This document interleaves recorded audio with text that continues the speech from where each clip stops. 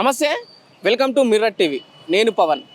తెలంగాణలో miss world పోటీలు జరగబోతున్నాయి. ఫర్ ద ఫస్ట్ టైం హైదరాబాద్కి రాబోతుంది. తెలంగాణలో దాదాపు 8 చోట్లు ఈ పోటీను నిర్వహించబోతుంది రాష్ట్ర ప్రభుత్వం.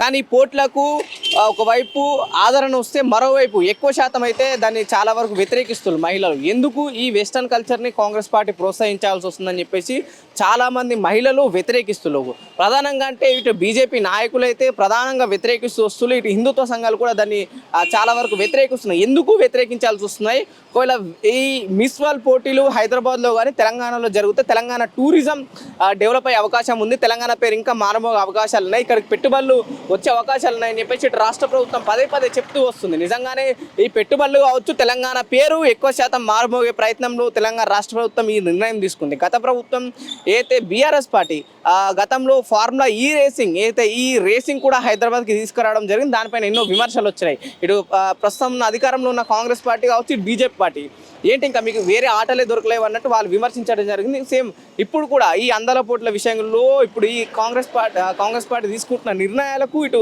ప్రతిపక్షాలు, ఇటు ప్రధానంగా హిందూ సంఘాలు వ్యతిరేకిస్తున్నాయి. ఎందుకు వ్యతిరేకించాల్సి వస్తున్నాయి? ప్రధాన కారణాలు ఏంటి? ఎందుకు వెస్టర్న్ కల్చర్ని ప్రోత్సహిస్తున్నంటూ కూడా వాళ్ళు చెప్తున్నారు. మనం వాళ్ళనే అడిగి కనుక్కుందాం. ఎందుకు ఇట్లాంటి నిర్ణయాలు తీసుకోవాల్సి వస్తుందనే విషయాలు మీరు ఇలా చూస్తారు. రాష్ట్ర ప్రభుత్వం ప్రస్తుతం తెలంగాణలో అందాల పోటీలు నిర్వహిస్తుంది. దాదాపు 8 రౌండ్లు ఇక నిర్వహిస్తుంది. దీనివల్ల ఎటువంటి లాభం ఏమైనా కనిపిస్తుందో తెలంగాణ? ఏదైతే ఈ యొక్క మన తెలంగాణ రాష్ట్రంలో మిస్ వరల్డ్ పోటీలు జరుగుతూ ఉన్నాయి, దానికి సంబంధించి భారతీయ జనతా పార్టీ ఇలాంటి చర్యలను కూడా ఎప్పుడూ కూడా ఎంకరేజ్ చేయదు. ఎందుకంటే భారతీయ జనతా పార్టీ అంటేనే సాంప్రదాయానికి, సంస్కృతికి అడ్డం పడే ఇది. కాబట్టి మేము ఎప్పుడు కూడా ఇలాంటి వాటిని అంటే వెస్ట్రన్ కల్చర్ని మేము ఎప్పుడు కూడా ఎంకరేజ్ చేయము. ఒకవేళ అలాంటివి జరుగుతున్నాయి అనుకున్నప్పుడు వెస్ట్రన్ కల్చర్ని కొంచెం పక్కన పెట్టేసి భారతీయ సంస్కృతి సాంప్రదాయాలని ముందుకు తీసుకెళ్లే విధంగా ప్రోత్సహించాలని చెప్పేసి ఈ యొక్క పార్టీకి, కాంగ్రెస్ పార్టీకి మేము హెచ్చరిస్తా ఉన్నాం. ఇప్పుడు ఏం చెప్తారు? ఒకవైపు బడ్జెట్లో కూడా అసెంబ్లీలో దీన్ని వాళ్ళు ప్రస్తావించారు. ఇక్కడ కూడా విద్యారంగానికి కావచ్చు, దాంట్లో ఇంపార్టెన్స్ లేకుండా దీనికి ప్రధానంగా ఇంపార్టెన్స్ ఇచ్చినప్పుడు ఏ విధమైన ఎఫెక్ట్ పడబోతుంది అంటారు? ఇప్పుడు కాంగ్రెస్ ప్రభుత్వం మనం చూసుకుంటే గత 60 సంవత్సరాల నుండి కూడా వాళ్ళు చేసినటువంటి చర్యలు ఇలాంటివే ఉంటాయి. ఎందుకంటే ఎప్పుడు కూడా వాళ్ళు మన భారతీయులను ముందుకు తీసుకే విధంగా ఎప్పుడు ఉండవు. ఎందుకంటే వాళ్ళ పార్టీలోనే ఉంది వెస్ట్రన్ కల్చర్. ఎందుకంటే మనము సోనియా గాంధీని తీసుకున్నా కూడా, ఇందిరాగాంధీ గారిని తీసుకున్నా కూడా వాళ్ళందరూ కూడా ఆ వెస్ట్రన్ కల్చర్నే అలవాటు పరుచుకున్నారు. కాబట్టి ఇప్పుడు రేవంత్ రెడ్డి కూడా అదే తోవలో వెళ్తూ ఉన్నారు. బడ్జెట్లో మనకు కావాల్సింది ఏదైతే మరి రేవంత్ రెడ్డి మహిళలకు హామీలు ఇచ్చి ఆ మహిళల హామీలను తొంగలదొక్కి ఇప్పుడు ఈ వెస్ట్రన్ కల్చర్, ఈ అందాల పోటీలను ముందు తీసుకొస్తే అందాల పోటీల వల్ల మన తెలంగాణ ప్రజలకి ఏమైనా ఉపయోగమా? ఎలాంటి ఉపయోగం లేదు. అసలు ఎలాంటి ఉపయోగం ఉంది? ఇప్పుడు ఈ యొక్క అందాల పోటీల వల్ల తెలంగాణకి ఏమన్నా కడుపు నిండుతుందా అండి? ఏమన్నా కూడుగుడ్డ ఏమన్నా వస్తుందా? లేదు కదా. ఈయన ఇచ్చిన గ్యారంటీల మీద మాట్లాడాలి అసెంబ్లీలో. ఇప్పుడు అసెంబ్లీ సెషన్స్ నడుస్తూ ఉన్నాయి. కానీ మహిళలకు ఇచ్చినటువంటి 2500 అసలు ముచ్చటే లేదు. మరి విద్యా భరోసా అసలు ఆ ప్రస్తావనే లేదు. మరి అదో బీడీ కార్మికులకు సంబంధించి మహిళలకి ఆ పింఛన్కి సంబంధించి ఆ ఊసే లేదు అసలు బడ్జెట్లో. మరి అలాంటప్పుడు మరి ఇంకొకటి తులం బంగారం కూడా అసలు ఆ ముచ్చటే లేదు. తులం బంగారం అనే ముచ్చటే లేదు. వాళ్ళే చెప్తున్నారు మేము ఇవ్వలేకపోతున్నామని. ఇలాంటి సిచ్యువేషన్లో ఇలాంటి చర్యలు అవసరం లేదనేది మా ఉద్దేశం.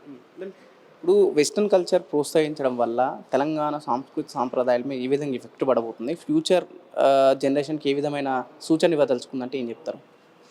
ఖచ్చితంగా అండి. ఎందుకంటే వెస్ట్రన్ కల్చర్ పిల్లలకి, ఎందుకంటే ఇది పెద్దవాళ్ళ కన్నా పిల్లల మనోభావాల మీద ఎక్కువ ఎఫెక్ట్ చూపిస్తూ ఉంటుంది. కాబట్టి రానున్న తరాలకి ఈ పద్ధతి, వెస్ట్రన్ పద్ధతి అనేది మంచిది కాదు.